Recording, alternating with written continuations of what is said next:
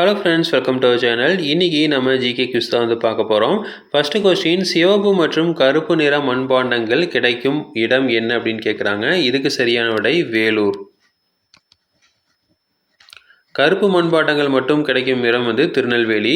இதில் சிவப்பு மற்றும் கருப்பு நிற மண்பாண்டங்கள் கிடைக்கிறது வேலூர். அடுத்தது, அணு இணைவு நிகழ்வில் ஏற்படும் ஆற்றல் என்ன அப்படின்னு கேட்குறாங்க. இதுக்கு வெப்ப உட்கரு ஆற்றல்.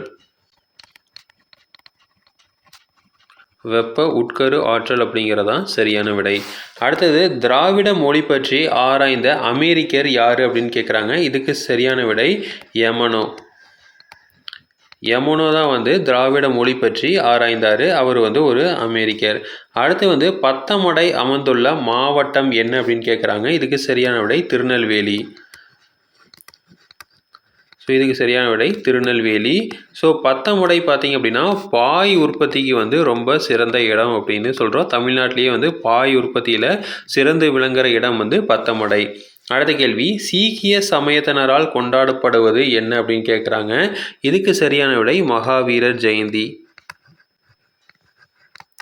ஸோ சீக்கியரோட புனித நூல் எல்லாமே மகாவீரரை பற்றி தான் இருக்குது. ஸோ அதனால் மகாவீர ஜெயந்தி தான் அவங்க ரொம்ப விமர்சையாக கொண்டாடுறாங்க. அடுத்து மூவகை சீர்களின் எண்ணிக்கை என்ன அப்படின்னு கேட்குறாங்க. மூவகை சீர்களோட எண்ணிக்கை 8.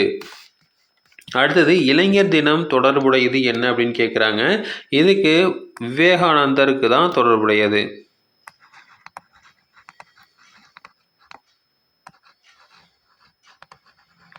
ஸோ விவேகானந்தர் தான் இளைஞரோட எழுச்சி தினம், இளைஞர் தினம்லாம் கொண்டாடுறாங்க. அடுத்து புத்த சமயத்தினர் கொண்டாடப்படும் விழா என்ன அப்படின்னு கேட்குறாங்க. இதுக்கு புத்த பௌர்ணமி. புத்த பௌர்ணமி தான் புத்த சமயத்தினர் கொண்டாடுறாங்க. அடுத்து மகர குறுக்கத்திற்கான மாத்திரை அளவு என்ன அப்படின்னு கேட்குறாங்க. மகர குறுக்கத்திற்கான மாத்திரை அளவு 3/4. அடுத்தது, ஆப்பிள் பழத்தில் உள்ள அமிலம் என்னன்னு கேட்குறாங்க. ஆப்பிள் பழத்தில் மாலிக் அமிலம் இருக்குது.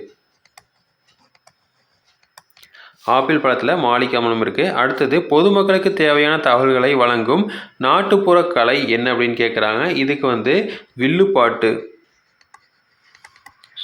வில்லுப்பாட்டு அப்படிங்கிற நாட்டுப்புற கலையில் தான் பார்த்திங்க அப்படின்னா மக்களுக்கு தேவையான அனைத்து இன்ஃபர்மேஷனையும் சொல்லுவாங்க.